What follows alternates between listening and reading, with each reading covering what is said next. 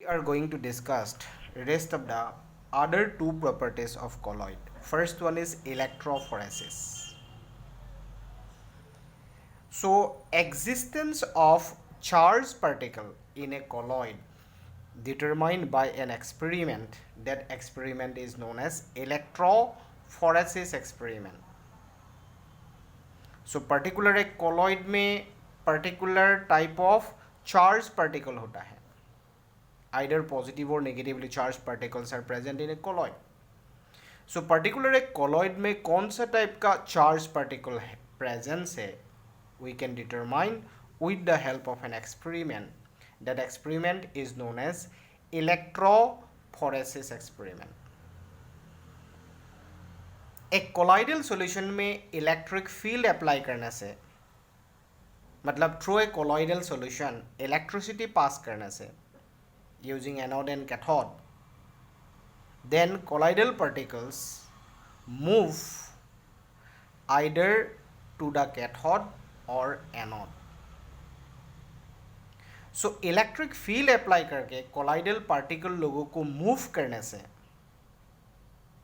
towards anode or cathode, then that phenomena, that process is called electrophoresis.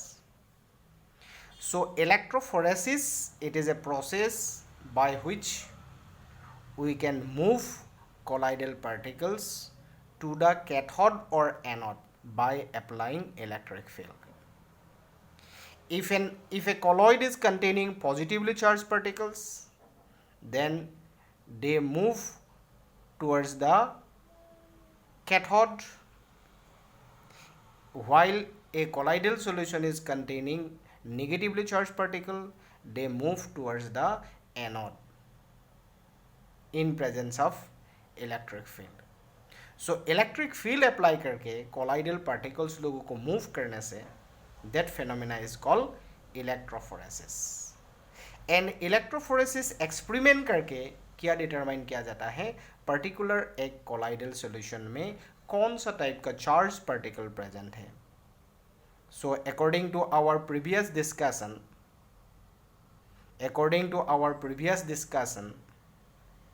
colloidal particles, colloidal solutions, colloidal particles carry either positive or negative charge.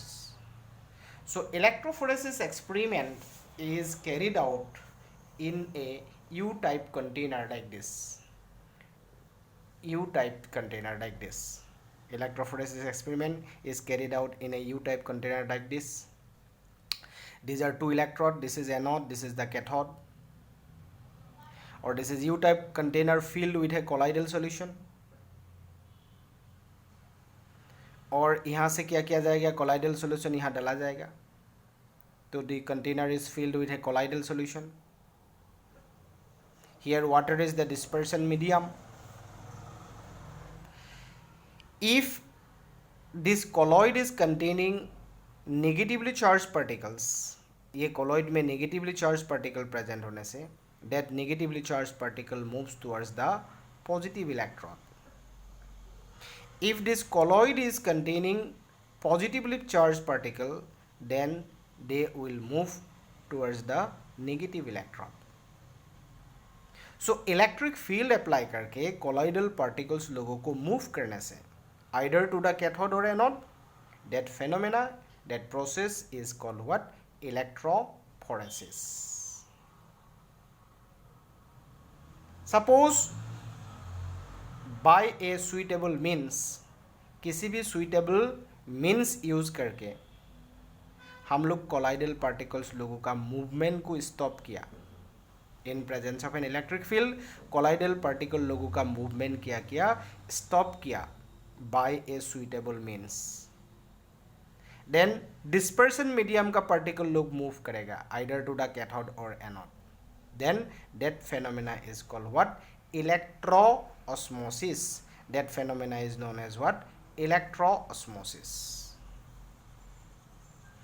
Define here, when electrophoresis, that is movement of particles, is prevented by some suitable means, it is observed that the dispersion medium begins to move. in an electric field. This phenomena is termed as electrophoresis. This type of terms are important for exam purpose, क्योंकि exam में ये सब term पूछ सकता है. So what is the difference then? What is the difference between electroosmosis and electrophoresis? दोनों का बीच में डिफरेंस क्या है? तो इलेक्ट्रोफोरेसिस में क्या होता है, पॉजिटिवली चार्ज और negatively charge colloidal particles of dispersed phase move either to the cathode or anode. But in electroosmosis, particles of dispersion medium move towards the cathode or anode. जब dispersion medium का particle move करेगा to the anode or cathode, that process is called electroosmosis. और जब dispersed phase का particle move करेगा, then that process is called electrophoresis. So colloids always containing two components, one is called dispersed phase, another is called dispersion medium. A colloid is prepared by mixing a dispersed phase in a suitable dispersion medium. So next one property we are going to discuss, next one property is coagulation. Coagulation, also known as precipitation. Coagulation or precipitation. This is the last properties of colloid, coagulation or precipitation. Normally colloidal solutions, colloids are stable. So जब एक colloidal solution में colloidal particle को settle down करने से, एक colloidal solution से colloidal particle लोगों को कंटेनर का निस्से में सेटल डाउन कर देने से, that process is called what? Coagulation or precipitation. So the process of settling of colloidal particles is called coagulation or precipitation. Normally colloids are stable. Colloids में normally dispersed phase का particle container का नीचे में settle down नहीं होता है, लेकिन by suitable means, by the addition of suitable substance in a colloid, colloidal particles can be settled down. Then that process is called what? Coagulation or precipitation. Normally stable colloid में particle लोग settle down नहीं होता है, लेकिन by suitable means or by addition of some substance in a colloid, then colloidal particles can be settled down. Then that process is called coagulation or precipitation. So there are different ways we can apply to coagulation or precipitation of the colloidal particles. So first way for the precipitation of colloidal particle by electrophoresis. Electrophoresis करके हम लोग colloidal particle लोगों को क्या कर सकते हैं? Precipitation और कोएगुलेशन कर सकता है. इलेक्ट्रोफोरेसिस करने से कोलाइडल सॉल्यूशन को क्या हो जाता है? कोलाइडल पार्टिकल्स मूव करता है आइदर टू द कैथोड और एनोड. कोलॉइड्स में पॉजिटिवली चार्ज पार्टिकल प्रेजेंट होने से they will move towards the negative electrode. Negative around the negative electrode colloidal particle लोग प्रेसिपिटेशन हो जाएगा, कोएगुलेशन हो जाएगा. कोलॉइड में नेगेटिवली चार्ज पार्टिकल होने से नेगेटिवली चार्ज पार्टिकल होने से कैथोड का तरफ मूव करेगा. Around the cathode colloidal particle deposit होगा, एग्रीगेट होगा, एक्यूमुलेट होगा. Then that process is called coagulation. So एक कोलाइडल सॉल्यूशन को हम लोग प्रेसिपिटेशन कर सकता है by the process of electrophoresis. Second method by which we can precipitate a colloid by mixing two oppositely charged colloid. दो oppositely charged colloid mix करके भी एक colloid को हम लोग precipitation कर सकता है. सपोज एक colloid में पॉजिटिवली चार्ज पार्टिकल प्रेजेंट है कि colloid तो एक ही टाइप का चार्ज कैरी करता है, आइदर पॉजिटिव और negative. Suppose this is a negatively charge colloid. Suppose दोनों कॉलॉइड को हम लोग मिक्स कर दिया. मिक्स कर देने से then we have a colloid. Here क्या होगा, पॉजिटिव एंड नेगेटिव आयन एक दूसरे से कंबाइन हो जाएगा. देन पार्टिकल का साइज क्या होगा, बिगर हो जाएगा. Then colloid become unstable. ये जो हैवी पार्टिकल क्या होगा, सेटल डाउन कंटेनर का नीचे में क्या हो जाएगा, डिपॉजिट हो जाएगा. मतलब कॉलॉइड क्या हो जाएगा, प्रेसिपिटेशन हो जाएगा. सो ऑपोजिटली चार्ज कोलाइडल सॉल्यूशन को मिक्स करके भी हम लोग एक कॉलॉइड को क्या कर सकता है, कोएगुलेशन और प्रेसिपिटेशन कर सकता है. Number 3, by boiling. हम लोग कोलाइडल सॉल्यूशन को बॉयल करके भी प्रेसिपिटेशन और कोएगुलेशन कर सकता है. Suppose this is a colloid. Suppose this colloid is containing positively charged particles, or these are the particles of dispersion medium. These are the particles of dispersed phase,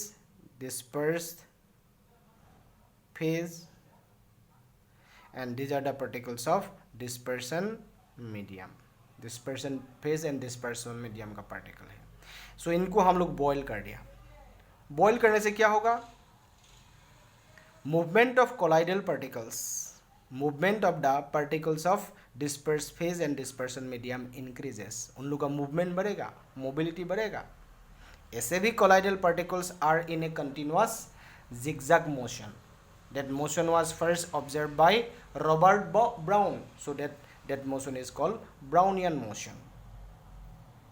So boil कर देने से then और colloidal particles का movement बढ़ेगा.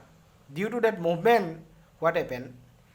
Particles of dispersed phase are colliding with particles of dispersion medium. So dispersion medium particles are chargeless particle and colloidal dispersed phase का particle charged particle है. जब charged particle neutral particle का साथ chargeless particle का साथ collision होगा, striking होगा, then charges क्या होगा, डिस्ट्रीब्यूशन होगा. मतलब न्यूट्रल पार्टिकल चार्ज पार्टिकल से चार्जेस एक्वायर कर लेगा. देन क्या होगा, ये डिस्पर्स फेज का जो पार्टिकल है उन लोग का चार्जेस कमती हो जाएगा. और जब कोलाइडल पार्टिकल का चार्ज कमती होगा, दे विल सेटल डाउन. उन लोग कंटेनर का नीचे में डिपॉजिट होगा. मतलब कोलॉइड क्या हो जाएगा, कोएगुलेशन और प्रेसिपिटेशन हो जाएगा. So then by boiling we can precipitate a colloidal solution. Fourth one method is the most important method by which we can easily coagulate or precipitate a colloidal solution. That process is called by the addition of an electrolyte. Electrolytes are containing two type of charged particle, positive and negatively charged particle.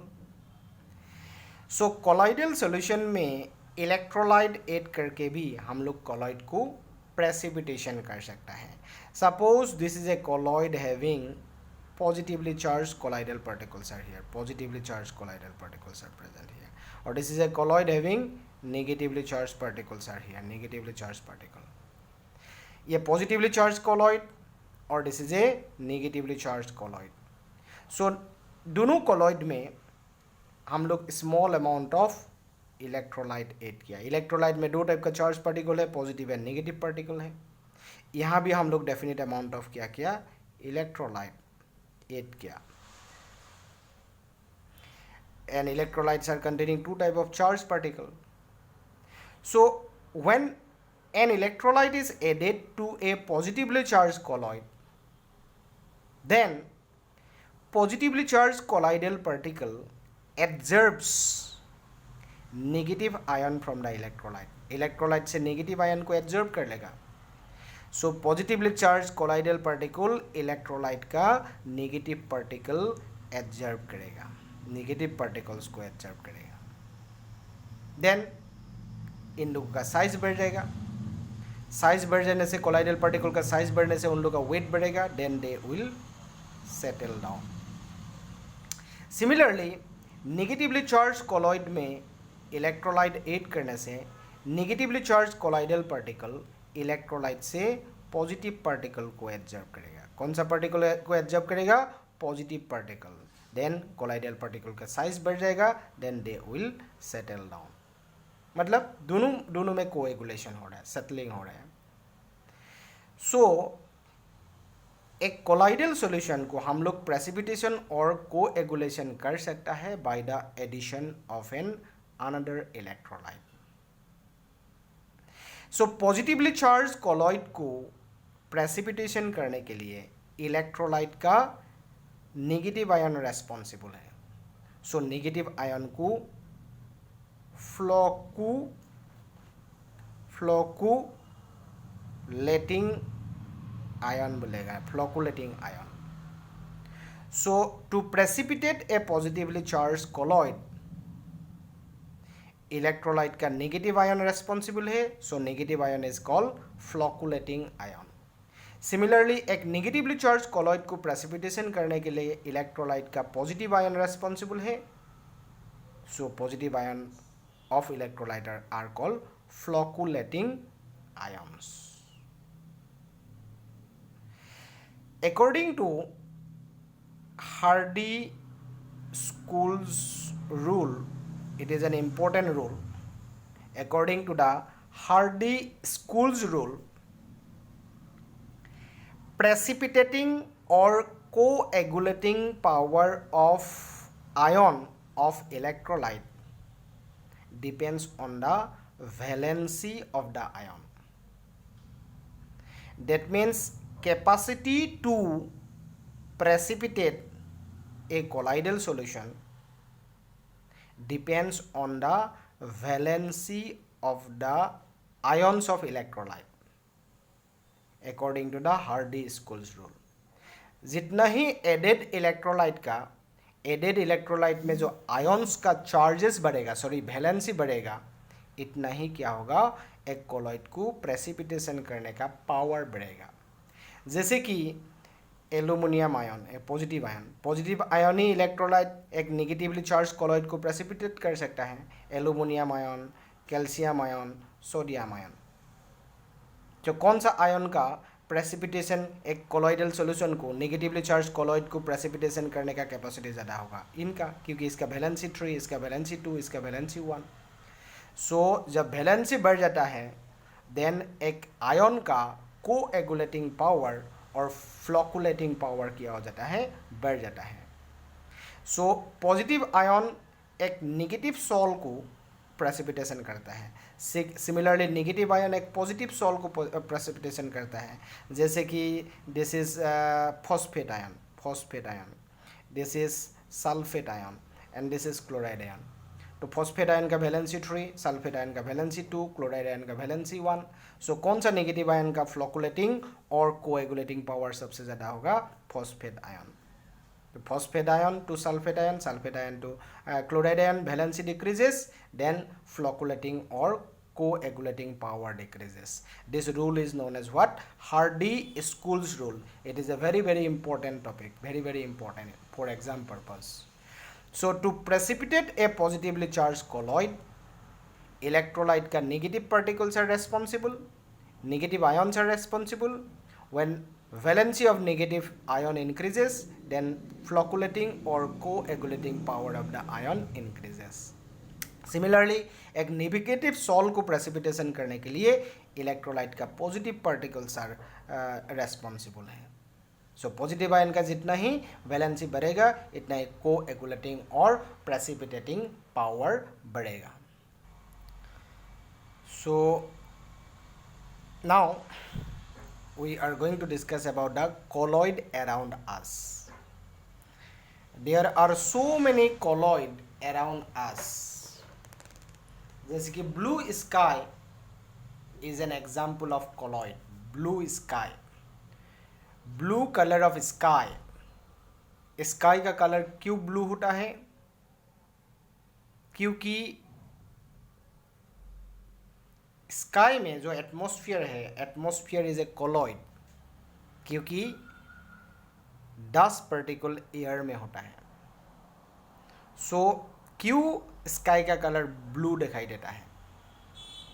क्योंकि air में जो dust particle है, air में जो dust particle है, solid in gas, air is a homogeneous mixture of different gases, dust particles are solid particles. So ये जो colloidal particles है, डस्ट पार्टिकल, डिस्पर्स फेज का particle, dispersion medium is gas. So dust particle क्या करेगा, सन से जो light आता है, लाइट का ब्लू वेवलेंथ को स्कैटर्ड करता है, इसलिए स्काई का कलर क्या दिखाई देता है, ब्लू दिखाई देता है. We have discussed about the Tyndall effect. When a small beam of light is passed through a colloid, then part of the beam of light becomes bluish in color. That phenomena is called Tyndall effect. So sky का colour blue इसीलिए होता है क्योंकि sky में जो atmosphere होता है, atmosphere is a colloid. In that colloid, dispersed phase is solid particle, dust particle, dispersion medium is air. Then particles of dispersed phase scatter the blue wavelength of light. So sky appears blue. Fog, mist, rain, also example of colloid around us. Fog में क्या होता है, fog में water vapor, moisture air में होता है. And another food articles जैसे कि milk, butter, halwa, ice cream, fruit juice are also example of colloid. Milk is a very best example of a colloid. Blood also a colloid. Blood, it is a colloidal solution of an albuminoid substance. तो blood is a colloidal solution of albuminoid substance. तो blood is a colloid, तो blood को हम लोग precipitation कर सकता है क्या, ऐड करके एलाम डाल के और फेरिक क्लोराइड सॉल्यूशन डाल देने से blood क्या हो जाता है, precipitation और कोएगुलेशन होता है. सो ब्लड को क्लॉटिंग करने के लिए, कोएगुलेशन करने के लिए और प्रेसिपिटेशन करने के लिए हम लोग ब्लड में alum and ferric chloride solution डालना पड़ेगा. Fertile soils are also examples of colloid. Formation of delta, West Bengal में जो सुंदरबन है is a delta. So delta कैसे फॉर्म होता है, डेल्टा फॉर्म होता है जब रिवर वाटर सी वाटर का साथ मिल जाता है. रिवर वाटर सी वाटर का साथ जिस एरिया में, जगह में मिक्स हो जाता है, in that area delta formation होता है. क्योंकि सी वाटर इज सॉल्टी, मतलब sea water is an electrolytic solution, और रिवर वाटर में क्या रहता है, क्ले, सैंड, ये सब मटेरियल रहता है. सो रिवर वाटर जब सी वाटर का साथ मिल जाता है, सी वाटर का जो इलेक्ट्रोलाइट है रिवर वाटर में जो क्ले है उनको प्रेसिपिटेशन कर देता है. देन क्या फॉर्मेशन हो जाता है, डेल्टा फॉर्मेशन हो जाता है. So there are so many types of colloid then around us. Now you have to discuss few application of colloids. Colloids are also used as a medicines. Colloids are used for the purification of drinking waters. Colloids are used for the precipitation of smoke. क्योंकि smoke industry से जो smoke निकलता है, smoke में harmful gases होता है, तो harmful gas को हम लोग प्रेसिपिटेशन कर सकता है. क्योंकि हार्मफुल गैसेस एटमॉस्फेयर में चला जाता है, जाने से एटमॉस्फेरिक पोल्यूशन हो जाएगा, एटमॉस्फेयर में पोल्यूशन होगा. तो हम लोग क्या कर सकता है, स्मोक से, इंडस्ट्री से निकला हुआ स्मोक में जो हार्मफुल गैस है, गैस को प्रेसिपिटेशन कर सकता है. So electrical precipitation of smoke, purification of drinking water, some colloids are used as a medicines. At least few applications you have to remember for exam purpose. So some applications are given in your textbook: electrical precipitation of smoke, purification of drinking water, medicines. Some colloids are used as a medicines. Tanning, it is very important. Tanning, leather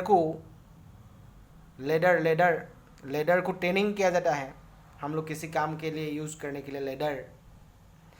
cleaning action of soaps and detergents, photographic plates and films, rubber industry, industrial products. These are few application of colloid. You have to read it, this application from your textbook. So this chapter stop here. So next day we will start P block chapter. Thank you.